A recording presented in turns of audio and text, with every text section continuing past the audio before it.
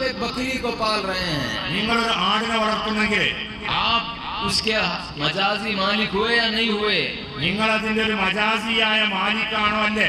आपकी मिल्क है या नहीं है, वो ഈ ആട് നിങ്ങളുടെ ഒരു മിൽക്കാണോ അല്ലേ? वो बकरी को कोई तकलीफ होती है तो मजाजी मालिक को तकलीफ होती या नहीं होती? ഈ ആടിനൊരു പ്രയാസം നേരിട്ടാൽ മജാസിയായ ഉടമസ്ഥൻ എന്ന നിലക്ക് നിങ്ങൾക്കതിൽ പ്രയാസം ഉണ്ടാകാറില്ലേ? और बकरी को कोई चीज की फिक्र होती मालिक को रखने के बाद?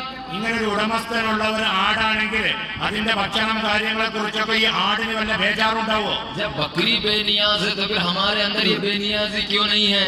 ഇങ്ങനത്തെ ഒരു നിരാശ്രയമായ ഐശ്വര്യമായ അവസ്ഥ ഈ ആടിനുണ്ടെങ്കിൽ എന്തുകൊണ്ട് നമ്മളുടെ ഉടമസ്ഥന്റെ പേരിൽ നമ്മൾക്ക് ഐശ്വര്യരായിക്കൂടാ? वो अशरफ नहीं, अल्लाह हमको अशरफ बनाया है। ആ ആടല്ല ഏറ്റവും ഉത്തമ സൃഷ്ടി, നമ്മൾ അഷ്റഫുൽ മഖ്ലൂഖ് ഉത്തമ സൃഷ്ടിയാണ്.